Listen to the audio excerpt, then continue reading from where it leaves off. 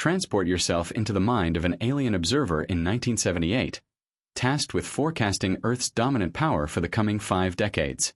Survey the United States, the reigning champion wielding nuclear arsenals, pop culture supremacy, and financial hegemony. Scan the Soviet Union, a militaristic giant possessing enough tanks to form a metal bridge across continents. Notice Japan, the manufacturing miracle defying all predictions. Finally, turn your attention to China. What appears before you? You see a country that just emerged from the most insane social experiment in human history. The Cultural Revolution just ended. 15 million people dead from starvation and purges. Intellectuals were sent to rice paddies to be reeducated. The economy was producing less per person than it was in 1950. China's GDP per capita was lower than most of sub-Saharan Africa. They were making $200 per person per year. The average American was making $10,000. If you put your money on China in 1978, your alien bookie would have had you committed to an intergalactic asylum. But flash forward just 45 years. It's 2023. China is the world's second largest economy, soon to be first. They manufacture 28% of everything made on Earth. They build more in 2 years than America built in the entire 20th century. They've lifted 800 million people out of poverty, the fastest mass wealth creation in human history. They have the world's largest navy by ship count. They own 30% of global manufacturing capacity. They're the largest trading partner of 120 countries. Western textbooks will tell you it was because of cheap labor and American companies moving factories there. The real story involves the greatest economic heist in history, authoritarian government that operates like a hedge fund, stealing intellectual property on an industrial scale, weaponizing capitalism against the capitalists, and a level of long-term strategic planning that makes Western democracies look like toddlers playing with blocks. Buckle up. We're going to deconstruct the Chinese miracle, and you're going to realize it wasn't a miracle at all. It was a plan. Let's be brutally honest. China in 1976 was a disaster. Chairman Mao had just died, and his legacy was 30 years of economic suicide dressed up as revolution. The Great Leap Forward killed 45 million people through famine. The Cultural Revolution destroyed an entire generation of educated professionals. China was producing less steel than Belgium. Then, in 1978, a 4 feet 11 inches chain-smoking survivor named Deng Xiaoping took control. Deng had been purged twice during the Cultural Revolution, paraded through the streets in a dunce cap, his son thrown out of a window and paralyzed. But Deng survived, and he had seen enough. He looked at China and realized something that no communist leader before him had dared to admit. Ideology doesn't feed people. Capitalism does. But here's the genius, and the part nobody talks about. Deng didn't abandon communism. He weaponized it. In December 1978, at the Third Plenum, Deng gave a speech that would change history. He didn't say, "We're going capitalist." That would have been political suicide. Instead, he said 4 words that broke the fever. To get rich is glorious. Think about that. For 30 years, the Chinese Communist Party told people that profit was evil, that merchants were parasites, that personal wealth was a betrayal of the revolution. Overnight, Deng flipped the script. He told 900 million people, "Go make money. I don't care how. Just don't challenge the party." This was the deal. Economic freedom in exchange for political submission. You can become a billionaire, but you can't vote. You can build an empire, but the Communist Party owns the off switch. The first experiment was in agriculture. Deng allowed farmers to sell their surplus crops for profit instead of handing everything to the state. Production exploded. Within 5 years, Chinese agricultural output increased by 50%. People who had been eating tree bark were suddenly eating meat. But Deng knew agriculture wasn't enough. To become a superpower, China needed to industrialize and fast. That meant they needed something they didn't have: foreign capital, foreign technology, and access to foreign markets. So Deng did something that Western leaders still don't fully understand. He turned China into the world's most attractive trap. Here's the part that blows my mind. In 1980, China created 4 special economic zones: Shenzhen, Zhuhai, Shantou, and Xiamen. These were cities where foreign companies could operate with tax breaks, cheap labor, and fewer regulations. Shenzhen is the one that matters. In 1980, Shenzhen was a fishing village with 30,000 people. By 2020, it had 12 million people and a GDP larger than entire countries like Sweden or Israel. The pitch to Western companies was irresistible. Labor costs were 1/50th of American wages. No unions. No environmental regulations. No messy democracy slowing down construction. The Chinese government would build your factory, your roads, your power grid for you. American and European CEOs took one look and said, "Where do I sign?" Nike, Apple, GM, Boeing, Intel, they all rushed in. They thought they were getting cheap labor. What they didn't realize was that China was getting their technology. Here's how the con worked. Step 1. Foreign company wants access to 1.4 billion consumers. China says, "Sure, but you have to partner with a Chinese company. 51% Chinese ownership. And you have to share your technology." Step 2. Foreign company thinks, "Okay, it's a huge market. We'll share some old technology, keep the good stuff locked up." Step 3. The Chinese partner legally gets the blueprints. Then, mysteriously, a Chinese competitor emerges with a suspiciously similar product at half the price. Step 4.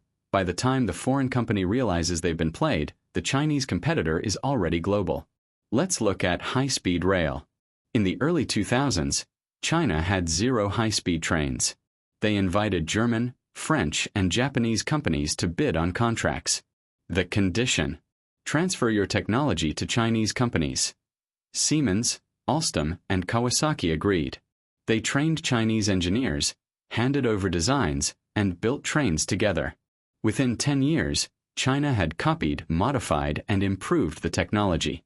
Now China has 25,000 miles of high-speed rail, more than the entire rest of the world combined. And they're exporting trains to Europe. The Western companies got a few billion in contracts.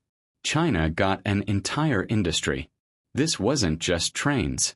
This was solar panels, copied from German and American companies.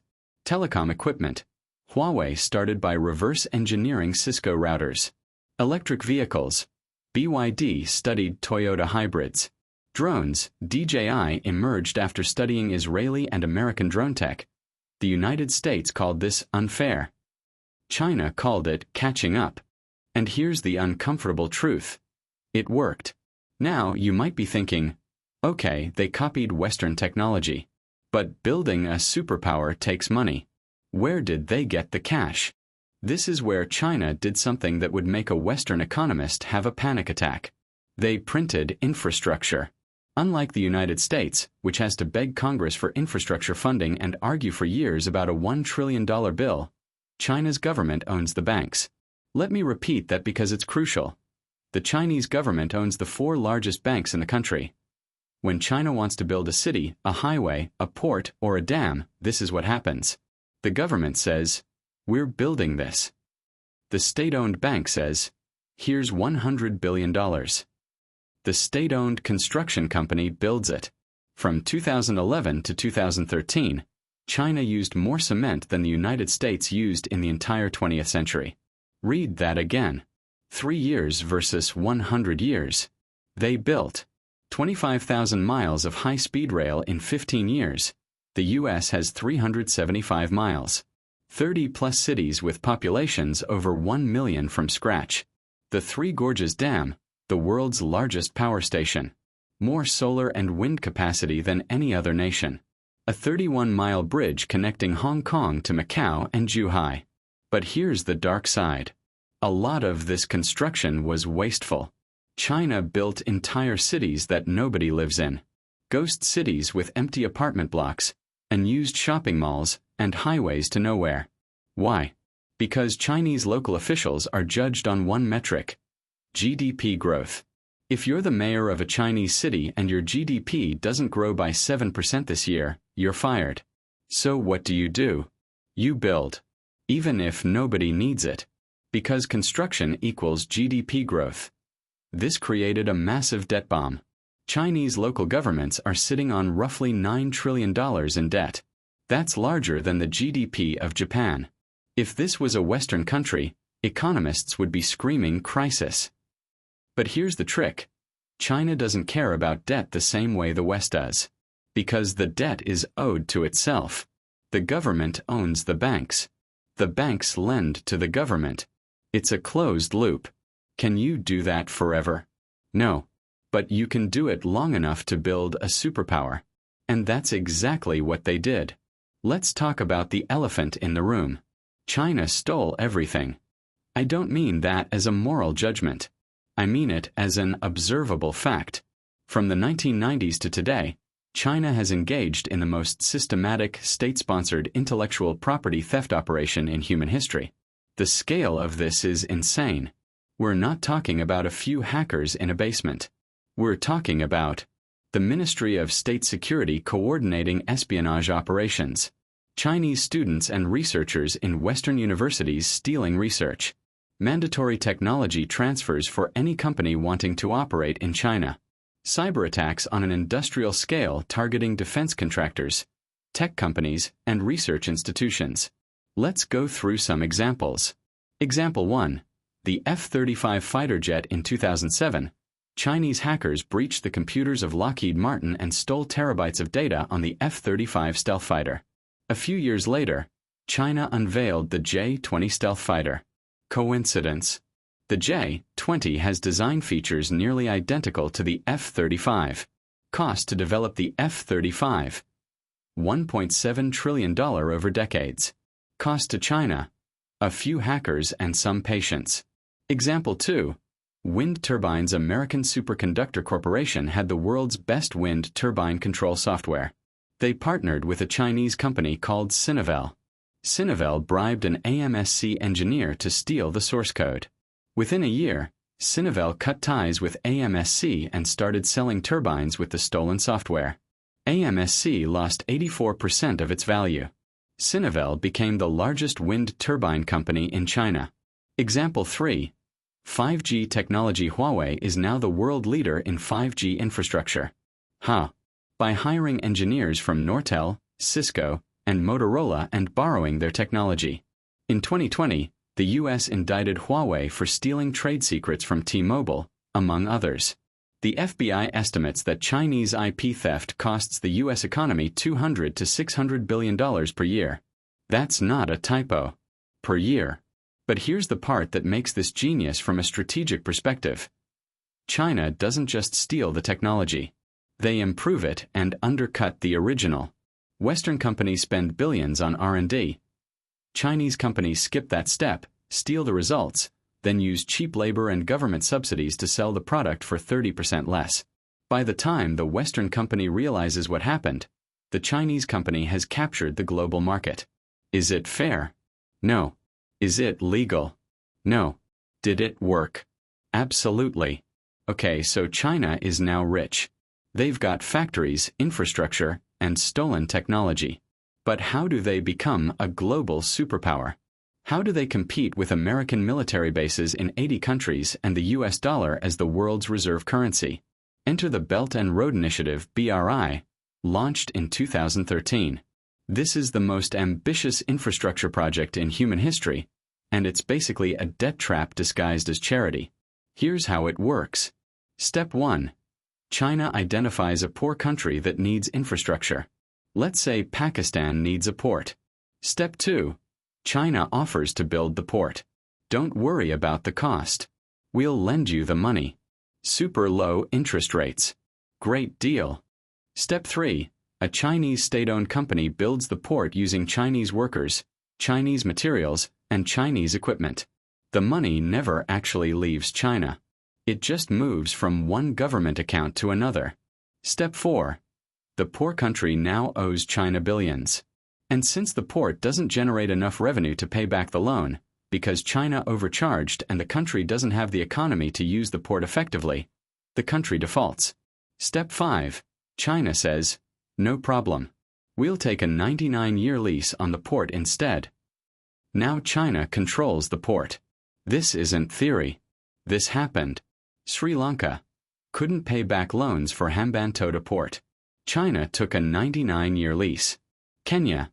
The railway from Nairobi to Mombasa is controlled by China after debt issues. Pakistan. Gwadar Port is effectively Chinese territory now. China has done this in over 60 countries. They've built ports in Greece, railways in Africa, power plants in Southeast Asia. It's colonialism with better PR. But here's the strategic brilliance. These aren't just economic investments. They're military assets in waiting. A port in Sri Lanka can be used by the Chinese Navy. A railway in Africa controls the flow of resources. China is building a physical empire without firing a shot. The United States built its empire with aircraft carriers and military bases. China is building its empire with construction cranes and debt contracts. And it's working. Now let's talk about the part that should terrify you. China has built the most sophisticated surveillance state in human history. And they're exporting it. By 2023, China had over 600 million surveillance cameras. That's one camera for every 2 people. These aren't just cameras. They're AI-powered facial recognition systems that can track you across an entire city, identify you even if you're wearing a mask, predict where you're going before you get there, flag you if you jaywalk, protest, or associate with the wrong people. This is the social credit system. Your behavior is monitored and scored. If your score is high, you get perks. Access to better schools, faster internet, easier loans. If your score is low, you're blacklisted. You can't buy plane tickets. You can't get good jobs. Your kids can't go to good schools. In 2019, 23 million Chinese citizens were banned from buying travel tickets due to low social credit scores. But here's the kicker. China is selling this system to other countries. Ecuador, Zimbabwe, Venezuela, and others have bought Chinese surveillance technology. China is exporting authoritarianism as a service. Why does this matter for superpower status? Because information is power. China knows what its citizens are doing at all times. Dissent is crushed before it starts. There are no surprises. No Arab Spring. No color revolutions. The party stays in control forever. Western democracies argue about privacy and civil liberties. China said, "We'll take total control, please." And here's the uncomfortable truth. It works. China hasn't had a major uprising in decades. The government maintains 90% approval ratings. Whether those are real or coerced is another question. Stability, even dystopian stability, is a competitive advantage. While the West was celebrating the internet as a tool of freedom, China was building the Great Firewall. The Great Firewall does 2 things. It keeps Western ideas out. It keeps Chinese ideas in. You can't access Google, Facebook, Twitter, YouTube, or Wikipedia in China. Instead, you use Baidu, Chinese Google; WeChat, Chinese Facebook/WhatsApp/PayPal combined; Weibo, Chinese Twitter; Douyin, Chinese TikTok. Why does this matter? Because China controls the narrative. If the Communist Party wants to erase something from history, they can.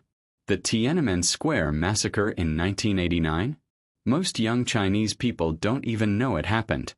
It's been scrubbed from the internet. But here's the genius move. While China blocked Western tech companies, it forced its citizens to use Chinese alternatives. Those alternatives became massive. WeChat has over 1.3 billion users. TikTok's parent company, ByteDance, is worth over $200 billion. Now China has its own digital ecosystem that rivals Silicon Valley. And because these companies are Chinese, the government has total access to the data. But it gets better.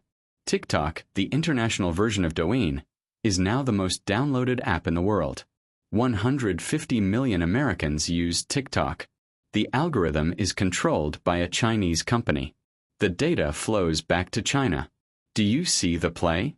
China banned American social media to protect its population. Then it built its own. Then it exported its social media to influence the rest of the world. The US invented the internet. China weaponized it. Let's talk numbers. Cold, hard, terrifying numbers.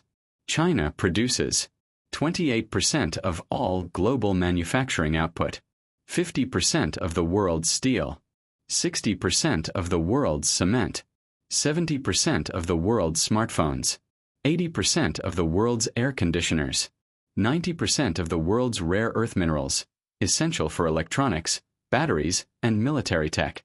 If China stopped exporting tomorrow, the global economy would collapse. Your iPhone, made in China. Your laptop, China. Your TV, China. The components in your car, China. The solar panels on your roof, China. The United States spent 30 years outsourcing its manufacturing to China, thinking, we'll do the high-value innovation work. They can do the low-value factory work. That was the biggest strategic mistake of the 21st century. Because here's what actually happened. China didn't stay in the low-value work. They climbed the value chain. They went from making t-shirts to making semiconductors, from toys to telecommunications equipment, from cheap knockoffs to cutting-edge EVs that are better and cheaper than Tesla. China's BYD just became the world's largest EV manufacturer, overtaking Tesla. Chinese companies like CATL control 37% of the global battery market. When Europe and the US banned Huawei 5G equipment, they realized they had no alternative. Ericsson and Nokia couldn't compete on price or speed. The United States won the Cold War against the Soviet Union because the USSR couldn't outproduce America. Now, China outproduces the US in almost every category. The tables have turned. Now let's talk about the final boss fight. The US dollar. The dollar is the ultimate superpower weapon. As long as the world trades in dollars, the US can print money, run deficits, and sanction anyone it wants. Remember the Bretton Woods system? The petrodollar? That's the foundation of American dominance. China looked at that system and said, we need to break it. Enter de-dollarization. China is systematically reducing its dependence on the dollar and encouraging the world to do the same. Here's how. 1. The petro-yuan. In 2018, China launched the petro-yuan futures contract, allowing countries to buy oil in yuan instead of dollars. Saudi Arabia, Russia, and Iran are now selling oil to China in yuan. 2. CIPS.